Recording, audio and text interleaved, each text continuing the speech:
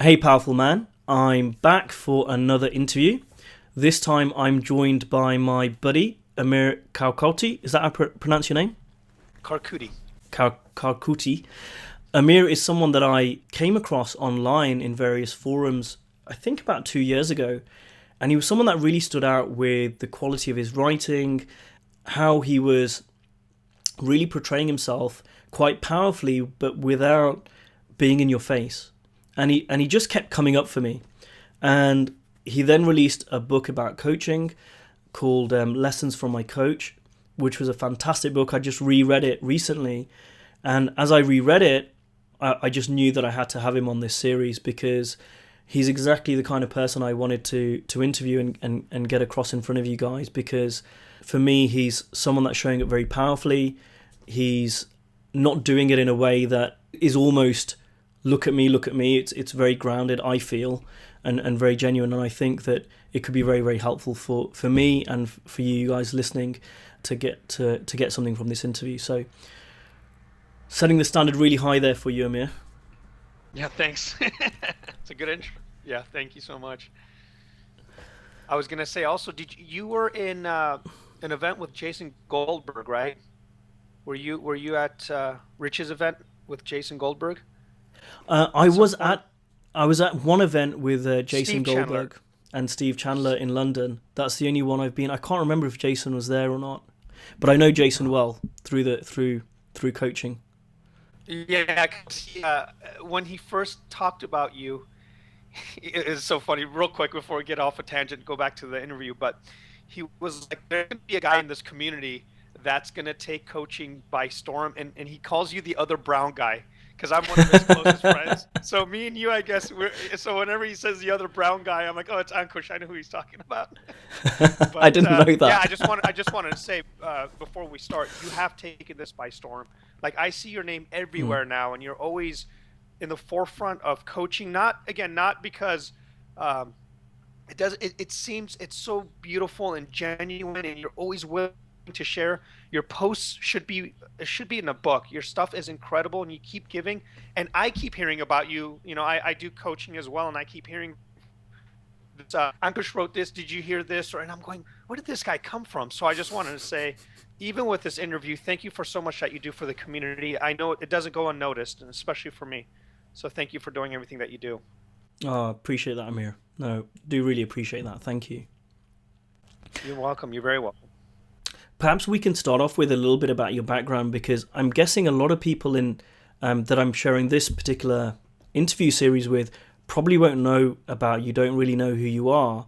And I know you've got a lot of facets to you: business owner, coach, personal development guy, and probably husband, and other things that I'm not even aware of. So perhaps you could just give us a little bit of a background in terms of who is Amir. So I'm right now. I own. Let's start with the future, and we'll go to the past. Okay. So now I own four restaurants here in San Diego. I live in San Diego, and I live with my beautiful wife, and we're gonna have a soon-to-be baby in about 4 weeks, little girl. And Congratulations. thank you so much. I also am a coach, but if we go back when I first started being a business owner, about after high school, I went to a business, family business with my brother and my father, opened up one restaurant, and then my brother opened it up when he was 18. I was 14 at the time. And as I graduated high school, I jumped into the family business and decided to open up more businesses with my family. Well, we got successful after 3 or 4 restaurants where my brother and I decided we can conquer the world, and we went immediately to open up 7 restaurants and opened up a big warehouse. And it was great until it wasn't, and we lost. For some reason, we overgrew too fast. We didn't listen to people that were giving us valuable lessons, and we went and got into debt.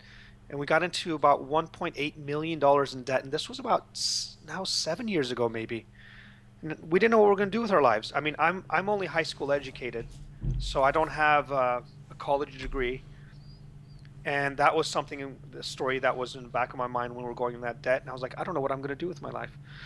Well, that was one of my first connections to getting coached without knowing like the impact of it. I had a guy by the name of Reggie Law who I happened to meet at a marketing event in Dallas, Texas. He sat next to me and we got to talking, and he had just happened to move to San Diego, and he literally step by step got me out of my debt. He didn't give me any money, he didn't give me anything. He just offered his wisdom and opened up the capacity for me to get my wisdom through. And that was my first real experience of, wow, this coaching stuff actually transforms people's lives, not just from the inside. You know, when we do coaching, we want you need to change from the inside, but you see its effects on the outside world. And so that's when I went, I want to do this coaching thing full time. And from there, I just started working with some of the best people, learning, going to seminars, hiring coaches. And now I am passing down the gift that I was given to other people as well. So that's where I'm at now. I don't know if that was extensive or if you want to know more. No, that's a great little bit of background about you in terms of a couple of different facets. And I mean, you say it was coaching that really helped you. Can you really relate any key insights you've had over the last 7 years from that real low point of I'm in loads of debt, what am I going to do with my life, to now being happily married, got a kid on the way, got 4 restaurants under your belt again, a successful businessman? What were some of the key shifts for you? I'll tell you the biggest shift for me was when I was in my debt. And again, this is a family run business, which means if I'm in debt, my father's in debt, my mother's in debt, my brother's in debt. It's a family affair. And the biggest key that the person that helped me wasn't his strategies, wasn't the fact that he was going to tell me what to do every day. It's that he was so calm about the situation while I was running in my head and spinning like, you don't understand, Reg. I'm going to lose my house. I'm going to lose this. And he just looked at me in this manner that I know you're going to be okay. So you're going to be okay. And there was a point for some reason in that moment while I was in my head spinning, I kind of knew I was going to be okay.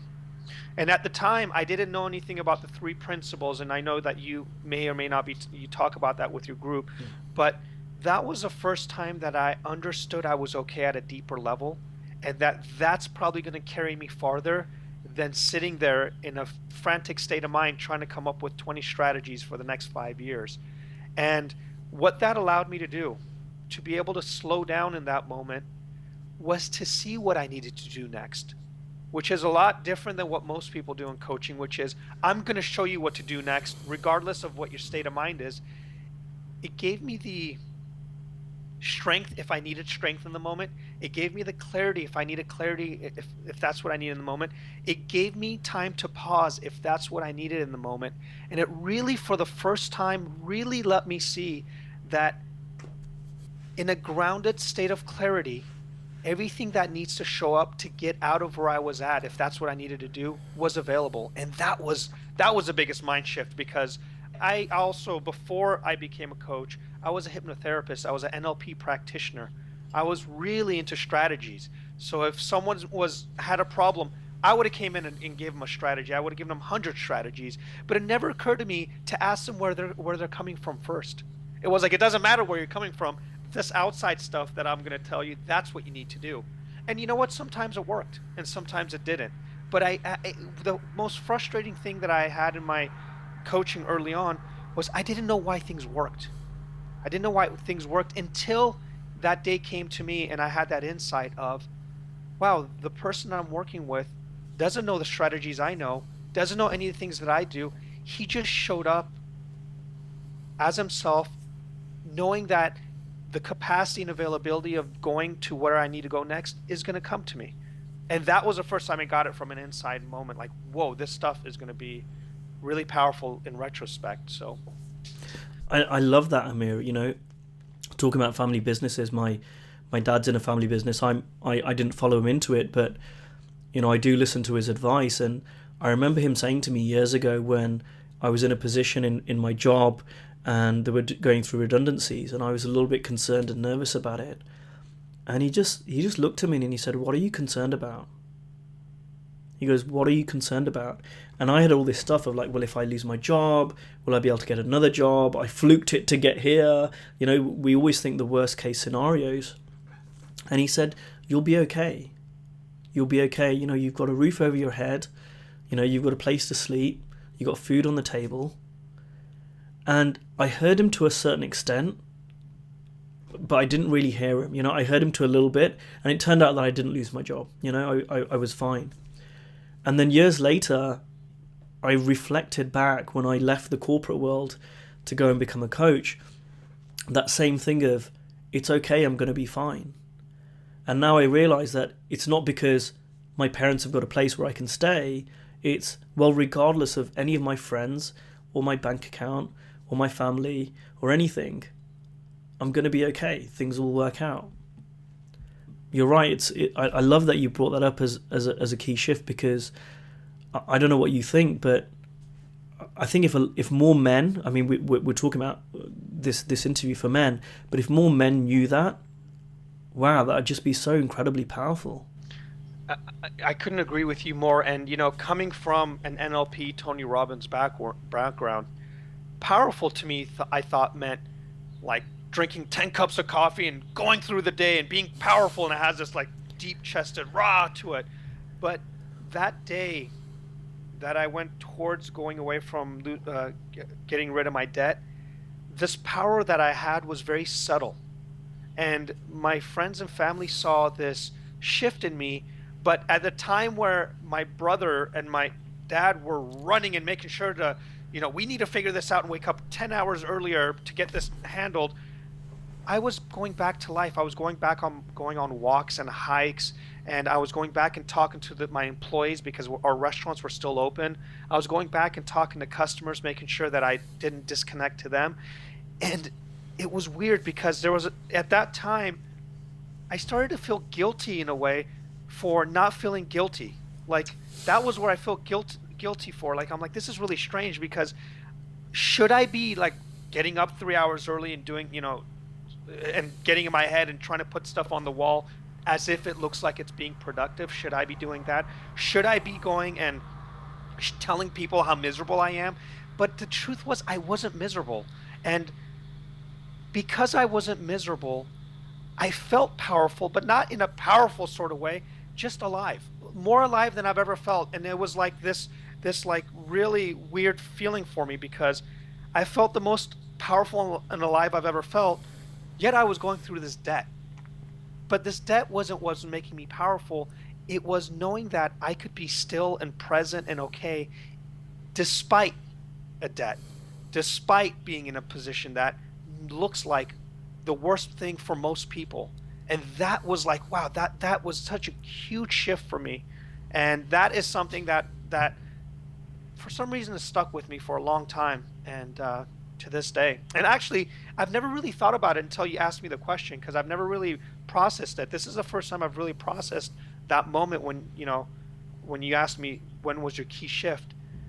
And this is the first time I'm actually exploring it, and man, that's exactly what it was. So thank you for getting that out of me. That's well, it's a perfect segue as well, because the question I want to ask everyone that I interview is, and we've kind of started touching on it already, is, in your opinion, in your view, what is it to be a powerful man? So it's funny, because to me, being a powerful man isn't adding to yourself in order to be powerful. In other words, you know, from one way to look at it, you know, from the memes you see and you go on Facebook, they'll tell you, if you want to be powerful, then wake up an hour early, go on a jog, do this, and it's very strategic. And the truth of the matter is, I've been there, and I'm not saying I don't do that stuff, but there were times where I woke up an hour early, and there are times where I kissed my wife 3 times in the morning before she woke up, or I've done all these strategies, and there were days where I didn't feel powerful, and there were days that I did. So it was interesting, because I would do all the prescriptions, and it was kind of a wash. Sometimes it worked, and sometimes it didn't. And what I've realized is the days I felt the most alive. I like the word alive that's what I think of when feel powerful. The days that I feel powerful or alive is when it's a subtractive strategy. In other words, when all the strategies are gone and I'm only left with me, and I'm only left with my own grounding, not in my thinking, not in where I'm supposed to be in the future or what I've done in the past, but genuinely in the space where I have nothing to reflect on except who I am in that moment or where I'm at, what I am, that this sense of aliveness comes. And I know when it goes away too. It's when I go, so now what do I do with this? Okay, I feel really alive. I think I can go conquer the world. And instantly now I catch myself and I go, oh, that's where it starts to go away. But it's okay now when it goes away for me because now I know that it's instinctually inside of me all along. And it's not that it goes anywhere, it's that sometimes it gets a little bit blurred with my thinking or what's running in my mind. So it's not powerful to me is not what to do to become powerful, it's what you remove or what removes itself, I should say, because there's when you try to remove something, that's actually almost addition in a sense because you have to do something to remove it. So in a way that's almost like adding something to it. It's knowing that the power that you need whenever you need it will be available but for your thinking. The calmness that you need when it's always available but for your thinking. Your connection with your employees is always available but for your thinking. Your connection your love for your wife is always available. In other words, all of it's always inside of you. And the only times that sometimes I forget about it, sometimes I don't see it, is when my mind starts to race. Now here's the good news about what I'm saying is now that my mind races, I'm not in a rush to get back to not having my mind race. The truth of the matter is that minds race. That's what minds do. They go and spin, and that's what minds do. When I go to work, my mind spins all the time. But I know behind all the racing of the mind, there is a peace, calm, clarity, and power that can never be taken away. And that to me has been the biggest shift. And that's what powerful means to me is that it's already been inside of us. It's been inside of us, and it looks different at different times. And we'll talk about my story, and probably sooner. Uh, while we're talking about that, I don't know what chapter it is about what I went through physically in my body, and I'll talk to you about what showed up powerfully in that moment in that story. But before we get there, yeah, that's what powerful means to me, and I hope that makes sense to you. Yeah, no, and I just want to pull something out of that. So, in a previous interview that I did, it's quite interesting because the guy interviewed, Hans Kamain, he was talking about renunciation. So it's really interesting that you're talking about removing. But what I loved that you said was, and I'm paraphrasing, but it's not about physically taking things away because that's adding. And so I'd like to get a distinction here where and it's great because different people have different views, and that's why I'm getting a range of people here. What Hans was talking about was physically removing stuff, so cleaning up your office space around you, physically getting rid of material possessions. And I know it's a great strategy that people employ and talk about. And he was also saying doing that mentally. But just to be clear, what you're saying is very much, it's not about that. It's not about physically taking stuff away. Is that correct? Absolutely, because think about, and I don't know this the Hans guy, so I'm just gonna assume. So I'm gonna pick a fight with him, even though he's not in the room. No, but what I was gonna say is, why do we do that? Why do we clean our room and organize? Why do people tell us to do that? Mainly because we want peace of mind. Anything that strategy wise, when I did NLP and I learned language patterns and embedded commands and I did all that stuff, was to either remove phobias. Why would I remove phobias? Because the person wanted a peace of mind. Why did I help people with nail biting? Because they didn't want to bite their nails because their friends were telling them it's gross, their wives were telling them it's gross, and they wanted peace of mind. Now, here's what I'm saying is peace of mind already exists in you. And if you're trying to clean your table for peace of mind, like why would you give your peace of mind away until something has to happen in the outside world?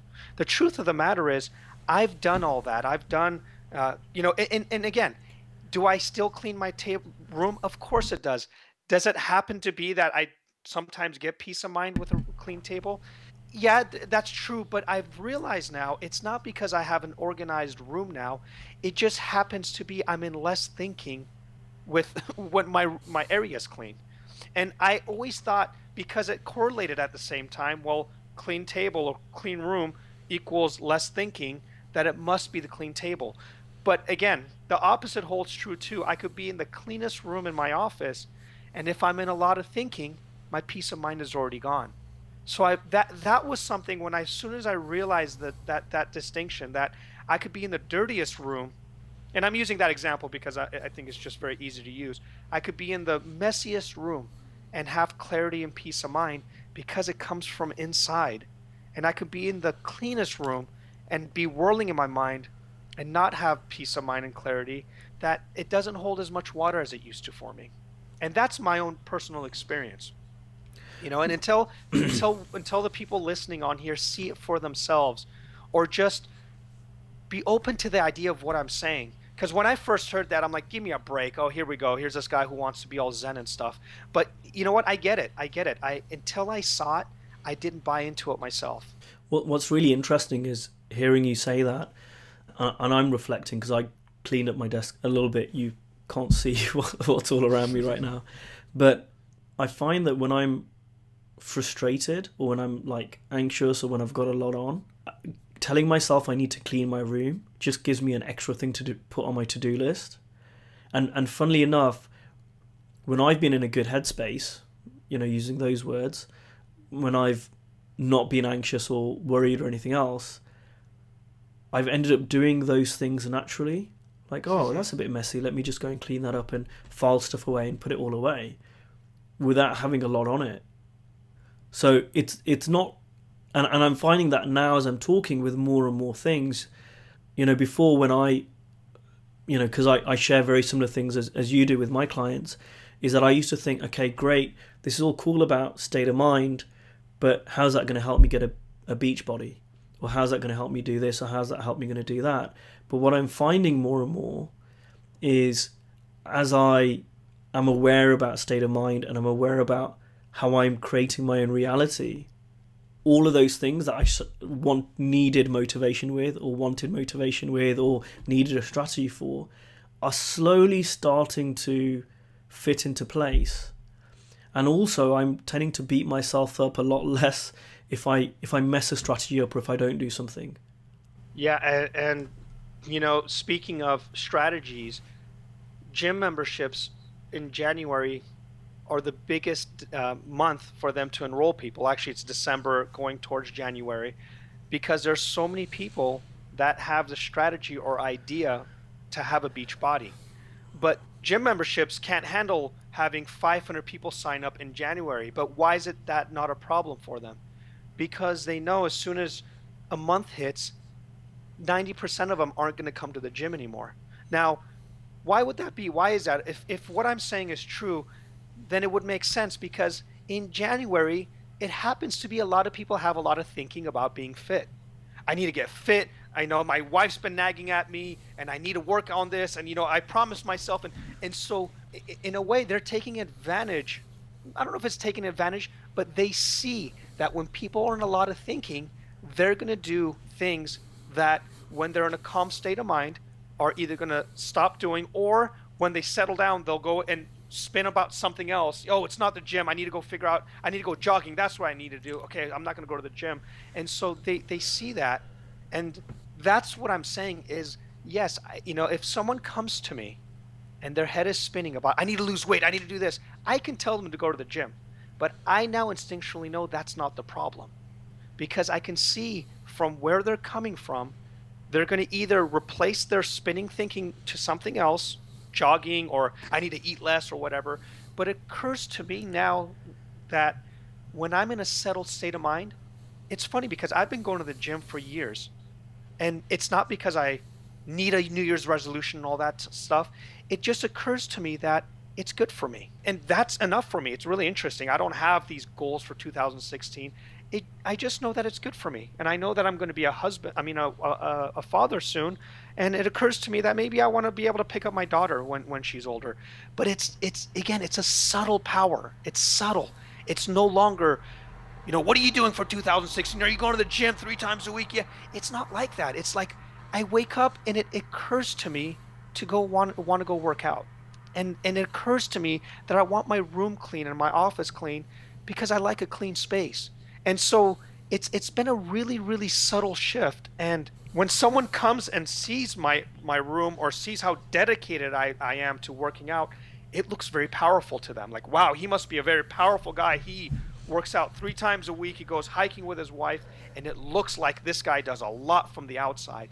But from the inside, there's not much thought about it. So I really like the words you use, subtle power. And as you're talking, I'm getting little ideas and thoughts coming up for me. And I don't know if you know this, I don't know if anyone knows this, but I used to work in procurement. So my job involved negotiating large contracts on behalf of the companies that I was working for. And so you'd go into these big, complex negotiations. And I was quite a young guy going into these, and people were surprised when they'd see me. Sometimes they'd like, "Oh, you're representing this contract, right?" And so I used to think being powerful was exactly like, you're saying, go in and aggressive, and I never smiled, I never made small talk, and I thought that was the way to get the best deal and to be powerful and all the rest of it. And it was really funny because I've left that world behind. But yesterday I was negotiating with someone over a venue for my marriage, and it was funny because what I realized is I actually was quite a powerful negotiator, but like you say, it was a subtle power. There was no shouting, there was no threats, there was no strategy per se. I knew what I wanted, but it was just being okay. And just even in, and I'll use negotiation as an example, even in somewhere like negotiation, what stopped me from doing better in the negotiations I had was getting caught up in my head, either getting really, really upset about what the person was either saying or not saying, and I was losing it, which wasn't making me effective, or I'd really want more and I'd be scared to ask. So it was kind of like fear or anger. Sorry, go on, you were going to say. No, go ahead. So, no, it really occurred to me as you were talking about subtle power that, it doesn't need to look a certain way. And if people are listening to this, that what you're really pointing to is, I guess, a power that just that that you're powerful. It's something that's really grounded inside of you and not in an arrogant, in your face way. Yeah, and I'll tell you a story that happened to me. I was at my first Michael Neal event, and for people listening that don't know Michael Neal, I highly recommend his books and audios. I went to one of his first events, and I heard about this guy that I was at that time really into NLP and strategies. I remember I heard about this Michael Neal guy that used to be in NLP and decided that that's not for him anymore. And I went to his event, and it's actually on video somewhere, and I raised my hand and I said to him, after he was talking about this being calm and this subtle calmness and talking about grounding and things like that, I raised my hand and I said, "Let me ask you something, Mr. Michael Neal." And I was going to get in his face. I said, on 9/11, when the Twin Towers got hit, Tony Robbins had 2,000 people, I think, in Hawaii. And he got a Muslim on stage, and he got a Jewish guy on stage. And after 1 hour, they became best friends, and now they're touring the world. And 2,000 people in the room, all connected. They were hugging and loving. And I said, that's what NLP does. Let me ask you something. If it was 9/11 today, and you had all these people in your room, what would you do? And I wanted to get him because, I can tell you what the power of NLP did. And he goes, what would I do? And he sat there for a minute and he looked at me and goes, I'd probably give somebody a hug.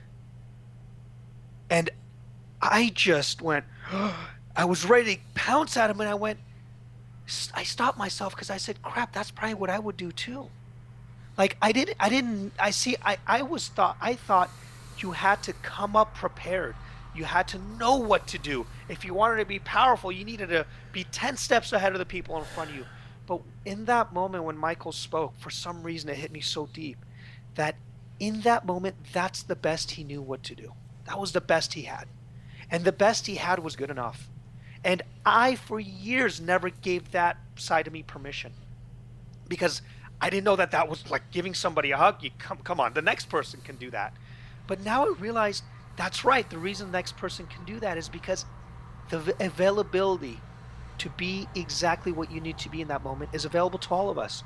So if it looks like giving a hug is the best you could do in that moment, that's powerful. That's what you've got. That's what the person may need at that moment. They may not need a 1 hour rant about embedded commands and how to connect and all that stuff. Maybe that's all they needed. And that was it. That was powerful to me. I left that day for the rest of my life. I tell that story because, it kind of is very anticlimactic, but that was what I needed to hear in that moment. Because he could have went, well, let me tell you what I would do. I would get people on stage. I would close their eyes, put a blindfold on them, and it would have sounded really cool. And it would have been a cool story to have. But it wouldn't have hit me inside in a deeper place as it did that day, that moment. And it's one of those things I cannot explain, but it was just like, that's what I needed to hear. It's I've not heard that story before, and it's not about the hug. It's about what makes sense for you. And it's funny because you talk about Muslim and a Jew, because a few days before the Paris attacks last year, I just had this feeling that I wanted to connect people of different faiths. And it was something unlike anything that I ever done before. And I got a Muslim chap that I knew who I'd trained with, and I got a rabbi that I knew that shares similar things to you and I got him online and we recorded it. And I really didn't think too much about it. And then a few days later we had the Paris attacks, and then I released this video, really not thinking anything about it. It wasn't no strategy, and it's probably been the most watched video I've ever done, Yeah. and impactful. And like you say, it's all about whatever makes sense for us. And I'm going to take a guess here, Amir, but I'm guessing that on your journey in the last few years, you've done things which people have said to you were not the right thing to do. That's not the way to do it. And you've done them, and they've worked out to be exactly the right thing for you.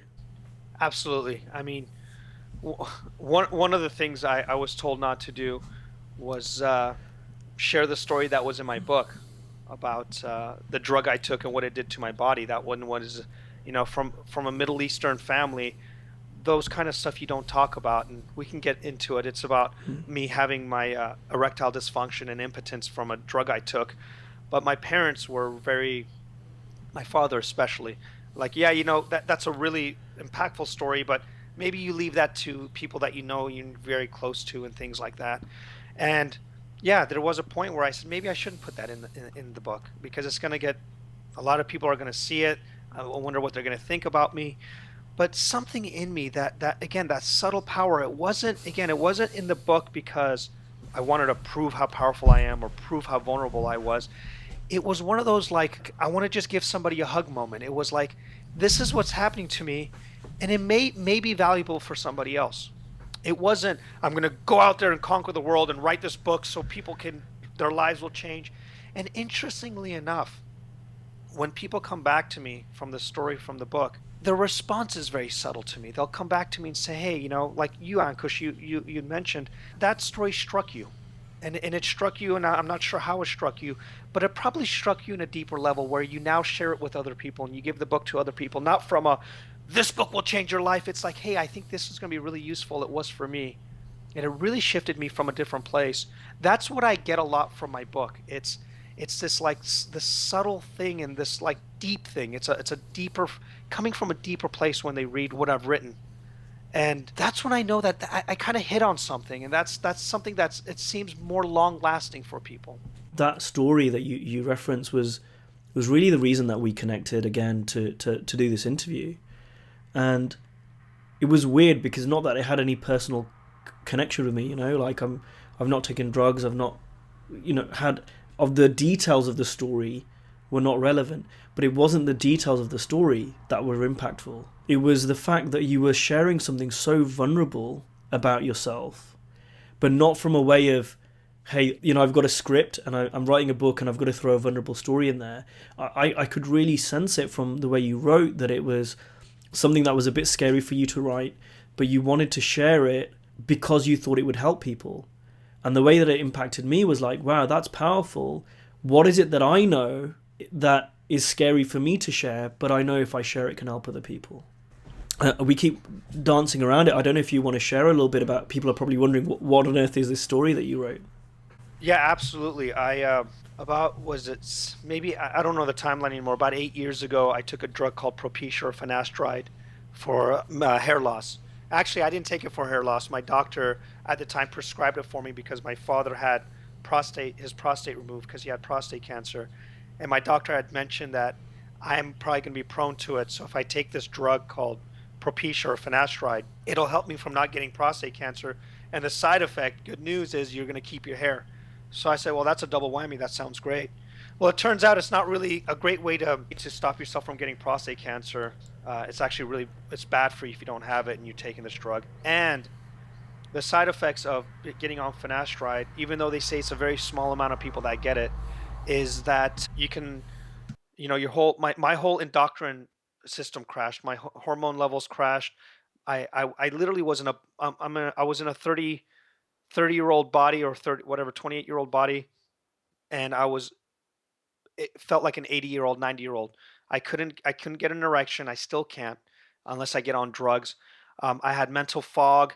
I couldn't keep my eyes open in the middle of the day. I'd have to literally pull over on the side of a road and fall asleep on the shoulder of a road because I would crash if I didn't. And it was really really just a mess that happened to me in my body. Well, it turns out after I went to a doctor and he looked at my blood work. I didn't even tell him that I was on this drug because I felt the symptoms after I got off the drug, and that's why the symptom is called post-finasteride syndrome. It's PFS for post-finasteride syndrome. It's because many of the guys that get on this drug after they get on it, after they stop it, they start feeling the effects of it. So they don't really think, well, 4 months ago I took this drug. It must be from that. They start to connect it to other things that they think is happening in their body in the moment. Well, my doctor at the time looked at my blood work and said, you look like somebody that's been on finasteride, but you didn't say that in your, interview or when you did all the paperwork. I said, oh yeah, doc, I've been on it for 8 years. And in that moment, he slammed his hand on the desk and said, the F word, and said, yeah, you may never get your, like erection back and all that. And I'm like, crap. Okay. Well, again, my wife was next to me. And when the doctor told me this, it was really really funny because I said, "Oh, okay. Well, I'm not. It's good for me to know that that's what it is. All right. Well, so now what do we need to do?" And he looked at me because he said I was one of the first people in his practice that didn't freak out, that didn't go, "My life is over." But I didn't do it on purpose. It wasn't like because I'm Mr. Coach or Mr. Positive Thinking. It just I didn't know why I was okay with it. And my wife goes and puts her hand on my knee and goes, you know what, doc? I think my husband's too stupid to know that this is a problem. And that hit me like, she's right. It wasn't a problem for me. So it wasn't anything to grieve about. Now, that doesn't mean that other things in my life weren't problems, Mm. but that particular thing in that particular moment didn't seem like a problem. So it looked like something I could resolve. It looked like something that we can figure out. Now, throughout the course of the month, I would go, in low levels, like where I would get in my head, and it was a huge problem. Now I was like, what am I going to do with my wife? What about like my kid? I'm never going to have a kid. And I would go on this level, and then I'd get back up, and I'd feel okay again. And I'm like, you know what? I could write about this. I could share it with men. I could make this something great. Then I'd go back into a low level and go, no, this is going to ruin your life. And I went, and as that was happening, I was kind of a bystander to my emotions. It was really neat because if I step back, I can go, oh, I know this is kind of cool. When I'm in a lower level, it looks like this is not going to get resolved and it's the end of the world.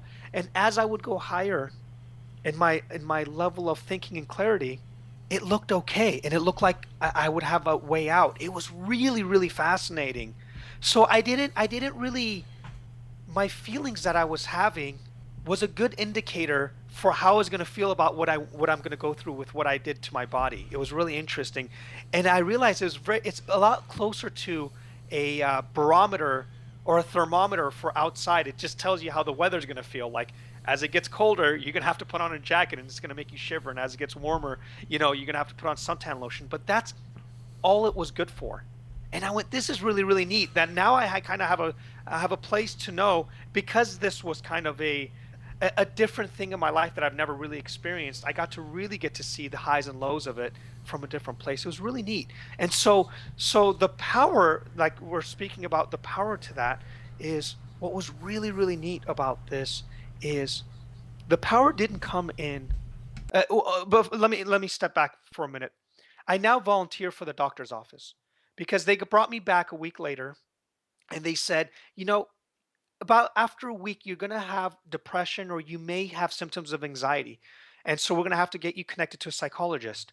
So I said, sure. I went to the psychologist a week later, and it turns out I didn't have depression or anxiety still from it, even though 9 out of 10 people get, really clinically depressed or suicidal from taking this drug and having the effects affect them so bad. And I didn't have it. Again, it wasn't something that I didn't know what was right or wrong. It just happened to be I went to the doctor's office and they said, this is really weird. Your blood work shows that you have all the symptoms of post-finasteride syndrome, and you should be having anxiety, depression, suicidal ideation, and you just don't have it. This is really strange. Would you be willing to speak to people that are going through this and are having suicidal ideation and depression? I said, sure. And I'll tell you, speaking of what powerful is, the most powerful thing that could have happened when I had conversations with others that were going through this thing that I was going through wasn't the fact that I could tell them, oh yeah, I'm my blood work is terrible and all that stuff. The first thing I tell everyone that I get on the phone is, I'm okay. I as much as this is terrible, I'm okay. And the one thing I know for you is you're going to be okay. And I'm the only person in their life that has said that to them. Their doctors have said, "Ooh, this is going to be tough. It's irreversible. I don't know if you're going to be okay." Their girlfriends are going to say, "Oh no, you're going to be okay." It's a kind of I hope you're going to be okay, and I genuinely really believe they're going to be okay. I really do, because I'm okay. It's not something that I configured in my coaching or anything like that. I really, really, from a deeper place, know I've been okay, and that is powerful. Like, you cannot beat that. So the people that are listening, wherever they are at in their life, if they can see from a deeper place that they are okay, whatever that looks like, whatever that would look like if they even knew what that meant for that moment, man, there's a lot of power in that. There is so much to offer from that place. When you're in the midst of a storm and you're on a little boat in the middle of the ocean, and something inside you says, yeah, you know what, I'm gonna weather the storm and I'm gonna be okay. And it turns out that when you see it from that place, you're gonna look up and see a sun. You're gonna go look up and see something that you didn't see, because you're not looking down at your boat trying to figure out everything in that moment to try to get yourself out of this miserable place. So opportunities show up. And that to me is where my power came. And I see that more and more. The more I see that I'm okay, the more things show up for me that look powerful to others. Yeah, that's an incredible story, and how it's full circle from your first big shift so many years ago to handling that now. And thank you for being so open and vulnerable with us today, and just sharing that message with us all, that we're all okay. Because it is powerful. I feel that subtlety that you're talking about.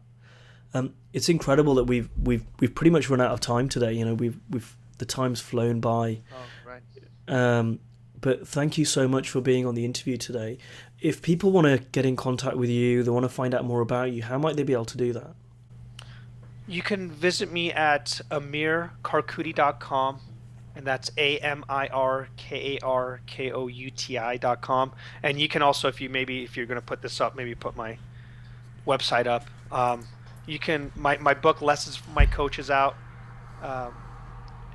Awesome book. You can get it on Amazon, I believe. And for some reason you can't get it, you're somewhere you can't get it, shoot me an email, I'll send it to you. So that's not a problem as well.